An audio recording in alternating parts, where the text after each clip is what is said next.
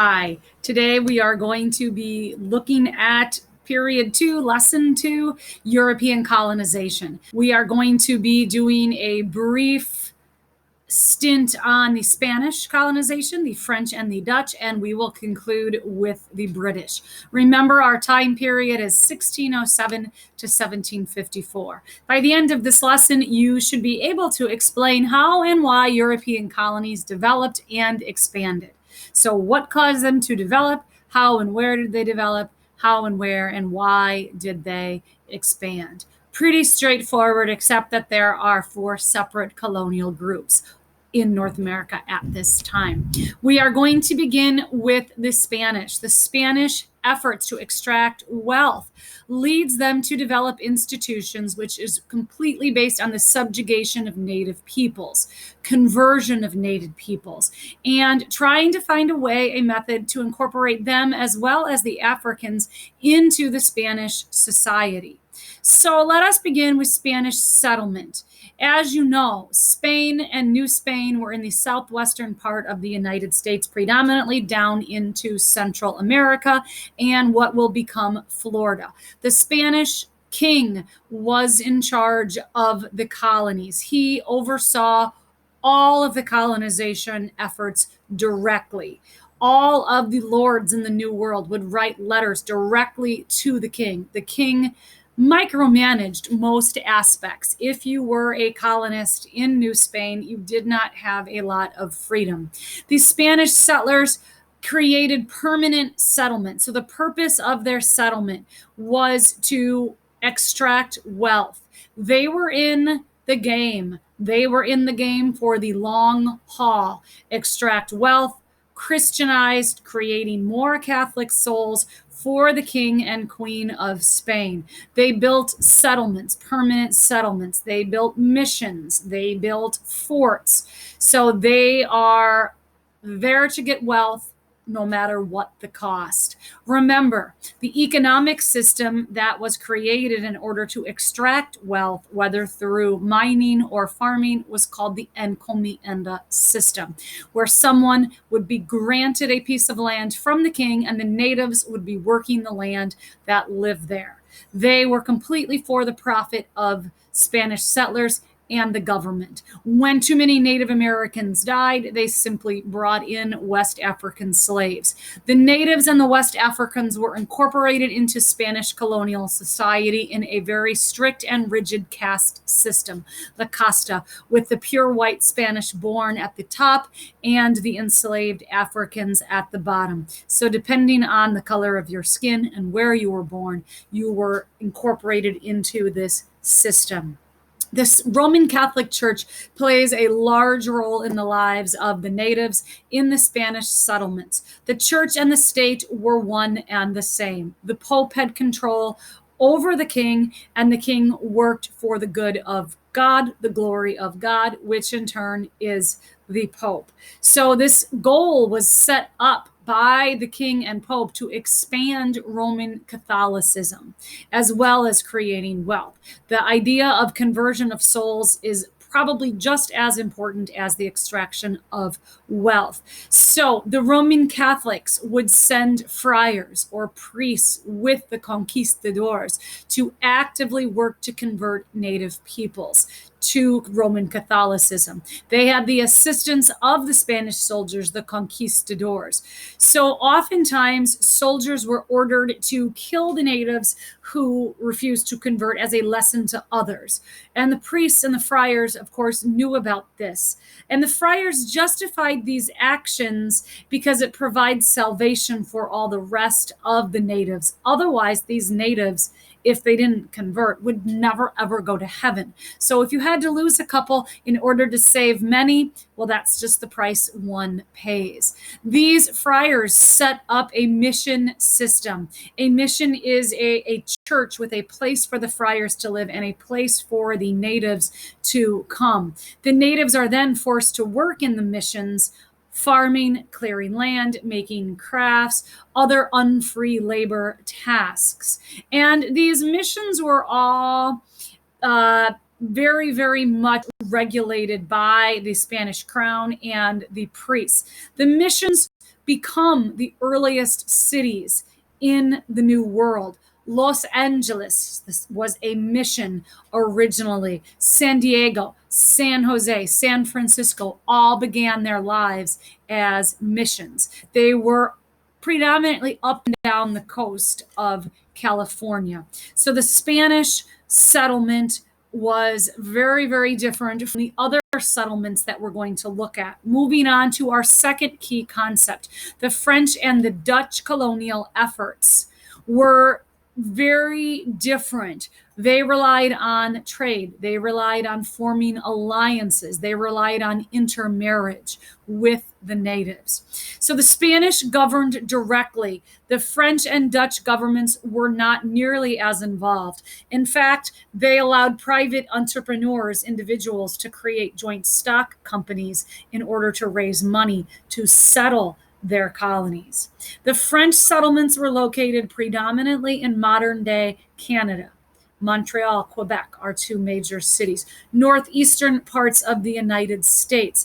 They also went deep into the Mississippi River Valley. Cities like St. Louis, Missouri were all part of the French New World, New France, because they were going deep into the interior looking for furs. The French never settled with the intention of becoming giant permanent settlements. The French were predominantly there to trade, which is why they didn't have the large cities that later developed with the English and the Spanish. The Dutch settle in what is called New Amsterdam, which is modern day New York. The Dutch settlers really did purchase the land from the Native Americans on Manhattan Island, and they established a permanent settlement in order to set up a huge trading hub. The Dutch were the premier financiers and bankers. So you can begin to see that from the very beginning, trade is more important to the French, trade is more important to the Dutch than it was with the Spanish. The French and the Dutch also treated the natives very differently. The French predominantly became fur trappers. They had to go deep in the interior. In order to do so, they had to learn the ways of the natives. They had to adopt their clothing, adopt their language, or at least learn their language in order to survive. Frequently, you will see intermarriage of the French with Native American wives in order to better facilitate this trade. The Dutch lived separately, however, from the natives, but they did actively engage with them in business. Neither the French nor the Dutch came over with the sole purpose of conversion. Of course, the French did try to send missionaries and did try to convert, but there was no forced conversion. Finally, moving on to what becomes the largest bulk of the colonies are the British. Settlement of the English colonies, they were without almost any involvement from the crown.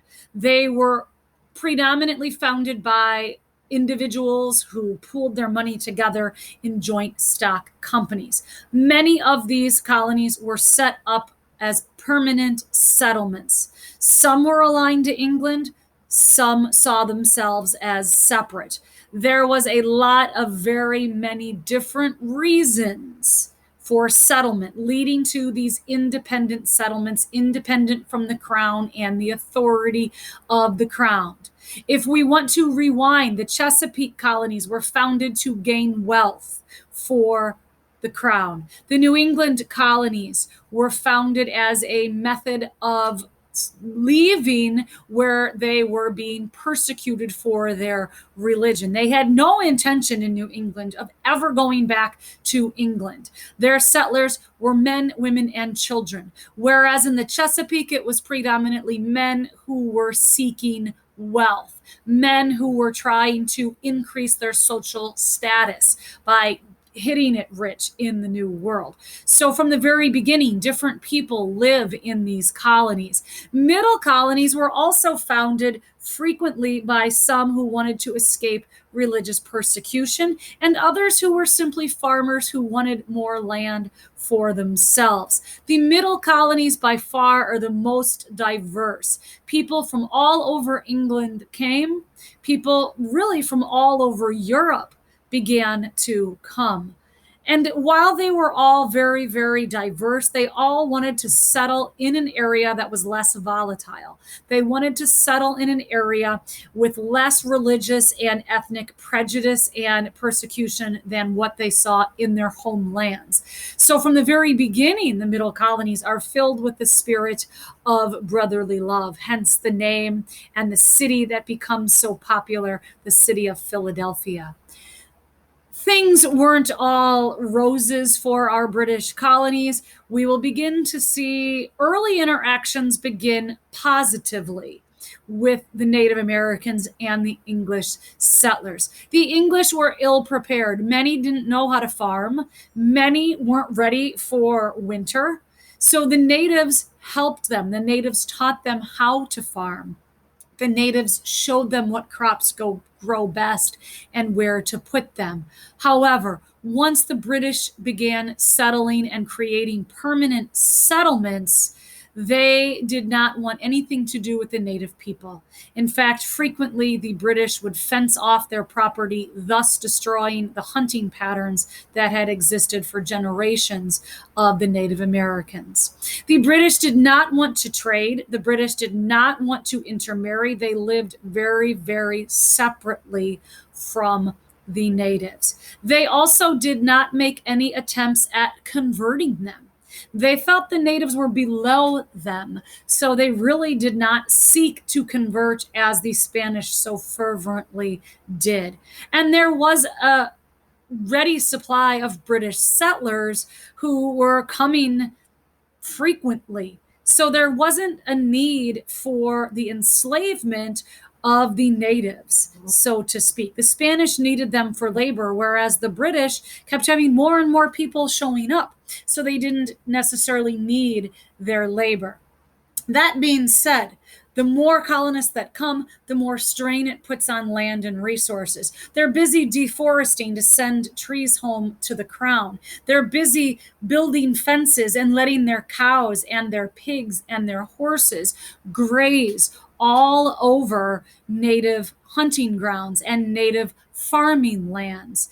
Because the natives didn't fence their lands, of course, the British didn't realize they were farming, so the pigs went in and destroyed everything. This is going to lead to conflict.